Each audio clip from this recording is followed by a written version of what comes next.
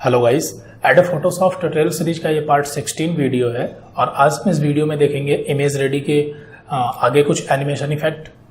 तो आज हम इस वीडियो में देखेंगे दो इफेक्ट। एक पहला इफेक्ट ऐसा होगा जिसमें एक ही पिक्चर में 4 या 5 आप जितनी चाहें उतनी पिक्चर सेट कर सकते हैं और फिर उसके बाद जब एनिमेशन को आप प्ले करेंगे तो ये कुछ इस तरह से एक एक करके पिक्चर जो है वो चेंज होती रहेगी। टाइमिंग आप जितनी सेट करना चाहेंगे उसके टाइमिंग के अकॉर्डिंग पिक्चर बदलती रहेंगी और जितनी आप फोटोज़ चाहते हैं वो फोटोज़ भी आप यहाँ पे उतनी ऐड कर सकते हैं। तो एक तो हम ये एनिमेशन देखेंगे और दूसरा देखेंगे जिसमें कि जो नेम है वो टाइप होकर के आएगा। मैं इस एनिमेशन को प्ले करता हूँ कुछ इस तरह से। बैकग्राउंड में रेड कलर का नेम लिखा हुआ है और उसके ऊपर से ये दोहरा रहा है। अगर आप इसमें कोई चेंजिंग करना चाहते हैं, जैसे जो बैकग्राउंड में रेड कलर आ रहा है ये नहीं चाहिए तो वो हटा भी सकते हैं फिलहाल।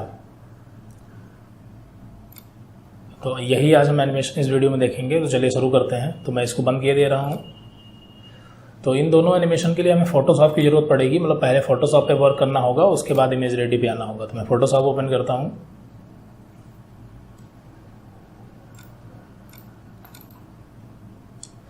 तो सबसे पहले देखते हैं टेक्स्ट वाला एनिमेशन जिसमें टाइपिंग हो रही थी। तो उसके लिए मैं यहाँ पे कोई इमेज ओपन कर लेता हूँ जिसके ऊपर लिखना है। कोई भी इमेज ले सकते हैं। एग्जांपल मैं ये ले रहा हूँ या ये वाले ले रहा हूँ और इस इमेज के ऊपर हमें यहाँ पे UPCISS या गुड मॉर्निंग या जो मर्जी आपकी वो यहाँ पे टाइप करवा सकते हैं।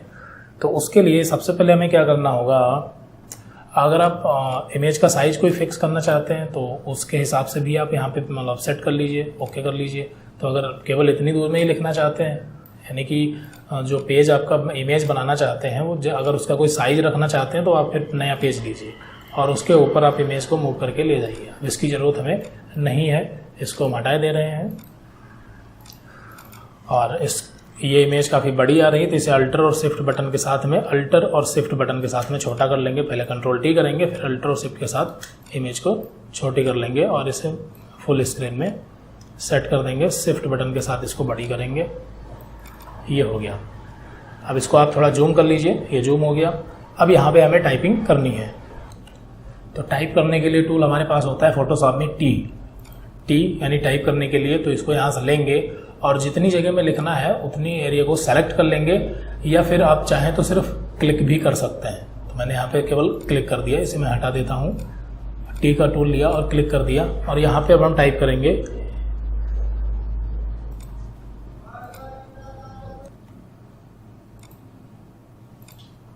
और यहाँ टाइप करना है अब जो मर्जी UPCISS। मैंने ये टाइप किया है। ये थोड़ा सा क्लियर नहीं दिख रहा है क्योंकि मैंने जूम कर रखा है, उससे फ़र्क नहीं पड़ता। तो ये मैंने UPCISS लिख दिया। अब क्या करना है, इसके आप मूव करके जहाँ रखना चाहें वहाँ रख सकते हैं और इसका कलर जो भी रखना चाहें रख सकते हैं। लेकिन उसके लिए आपको हमें टी वाला टूल लेना होगा और फिर डबल क्लिक करके एडिट करके सेलेक्ट करके और यहाँ से जो कलर चाहें वो रख सकते हैं। मैं फिलहाल इसको रेड ही रखता हूँ बैकग्राउंड के लिए।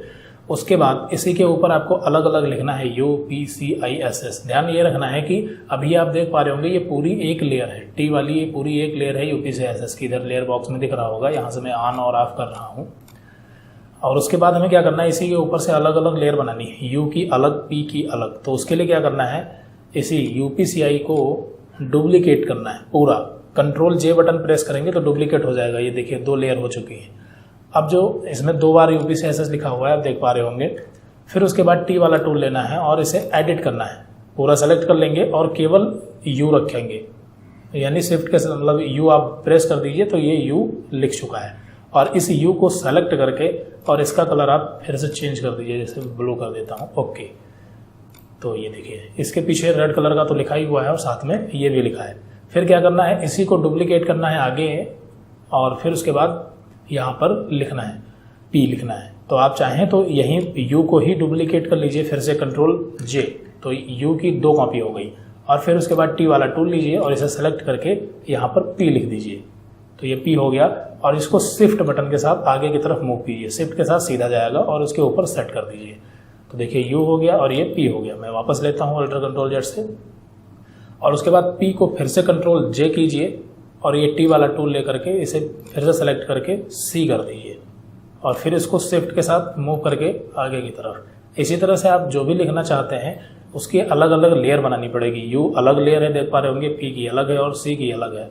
इसी तरह से कंट्रोल जे और फिर उसके बाद टी वाला टूल और इसको आई कर देंगे और फिर इसे मूव टूल्स के साथ, मतलब मूव टूल से शिफ्ट बटन के साथ इसे मूव करेंगे ये, और फिर उसके बाद इसको कंट्रोल जे और फिर उसके बाद टी वाला टूल और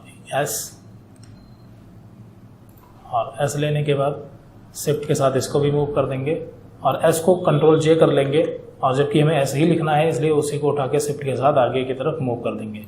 तो अभी आप देख पा रहे होंगे कि यहाँ पर एक तो UPCIS रेड कलर का बैकग्राउंड में लिखा है पूरा एक साथ और उसके बाद UPCIS और S ये अलग लेयर बनी हुई है। अब इतना करने के बाद हमें इमेज रेडी पे जंप करना है। इमेज रेडी पर आने के बाद आप यहाँ पे देख पा रहे होंगे ये लेयर्स ऑप्शन ऑन है, ये हमने पहले ही बताया था कैसे ऑन किया जाता है। विंडो में जाके लेयर्स वाले पे टिक करना है और एनिमेशन को टिक करना है, तो ये दोनों पैन आपके सामने आ जाएंगे। अभी क्या करना है कि ऊपर से एक एक करके ये सारे लेयर ऑफ कर देने। यहाँ से मैंने सारे लेयर क्या कर दिए, ऑफ कर दिए। पहला वाला भी ऑफ कर देंगे और उसके बाद अब हम यहाँ से पहले तो इसी फ्रेम को ऐड कर लेंगे। ये फ्रेम ऐड हो गया, फिर UPCIS को ऑन करेंगे और ऐड कर लेंगे, फिर U को ऑन करेंगे और ऐड करेंगे, P को ऑन किया और ऐड किया। इसी तरह से एक एक लेयर को हम ऑन करते रहेंगे और यहाँ से ऐड करते रहेंगे फ्रेम को। तो आई थिंक एनिमेशन बनाने का जो कॉन्सेप्ट है समझ में आ रहा होगा आपके। तो इस तरह से आप किसी भी तरह से एनिमेशन इफेक्ट बना सकते हैं आप अपना क्रिएटिव माइंड इस्तेमाल करके। फिर उसके बाद इसे प्ले करते हैं तो ये देखिए कुछ इस तरह से UPCIS लिख रहा है। अगर स्पीड ये कुछ फास्ट लग रही है तो स्पीड इसकी आप कम भी कर सकते हैं। तो स्पीड कम करने के लिए फर्स्ट वाला जो है वो उसकी भी स्पीड जितनी चाहें, यहाँ पर इसकी स्पीड मैं 2 माइक्रोसेकंड कर देता हूँ और बाकी की जो है वो शिफ्ट के साथ सेलेक्ट करके इसकी जो स्पीड है वो 1 सेकंड कर देता हूँ। अब प्ले करते हैं तो रेड कलर वाला जो होगा वो थोड़ी देर थोड़ा ज़्यादा टाइम तक रुकेगा स्क्रीन पे और बाकी ये एनिमेशन इस तरह से चलता रहेगा। अब बाकी सेव करना तो आपको पता ही होगा, फाइल में जाके सेव ऑप्टिमाइज डेस्कटॉप पे इसे किसी भी नाम से, मैंने W नाम से इसे सेव कर दिया तो ये W नाम से सेव हो चुका है। अब उसके बाद इसे आप इंटरनेट एक्सप्लोरर पे या कहीं भी चेक करते हैं तो ये उसी तरह से प्रीव्यू होगा।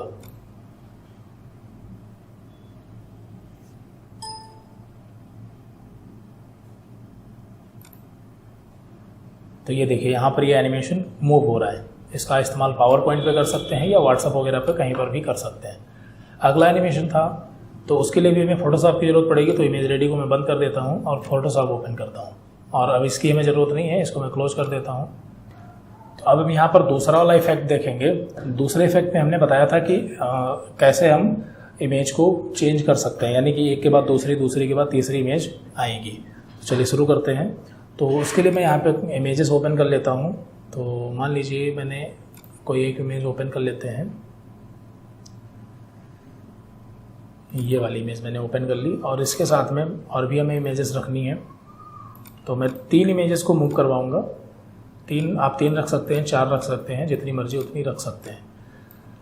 और इसमें एक चीज़ मैं करने वाला हूँ कि जो इमेज है वो डायरेक्टली चेंज नहीं होगी बल्कि जूम हो करके चेंज होगी। मतलब पहले छोटी होगी, फिर उससे बड़ी होगी, फिर उससे बड़ी होगी और फिर उसके बाद इमेज चेंज हो जाएगी।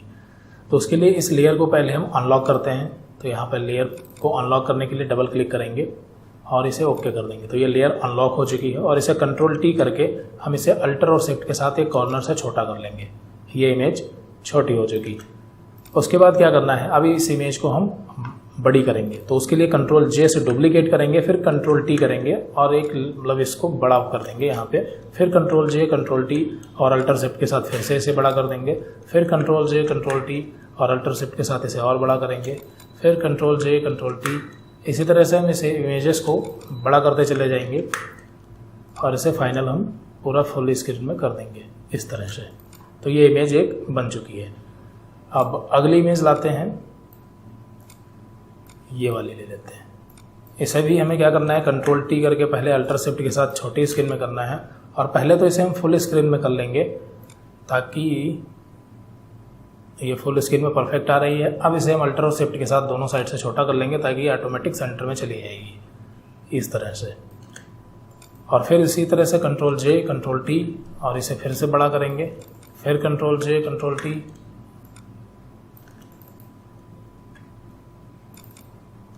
Ctrl J, Ctrl T।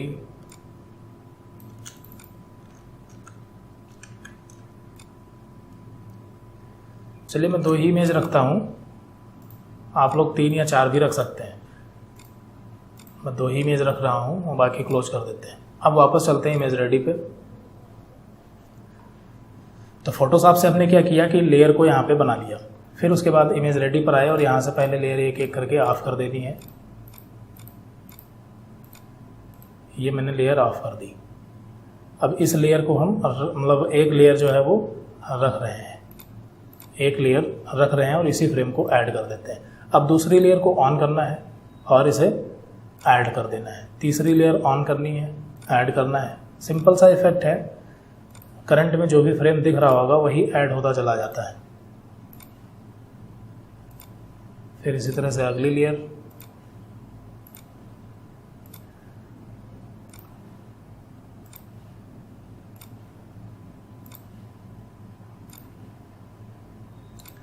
और अब हम अगर इसको प्ले करते हैं तो ये कुछ इस तरह से आएगा। अगर स्पीड आपको ज़्यादा लग रही है तो स्पीड इसकी हम कम भी कर सकते हैं शिफ्ट के साथ।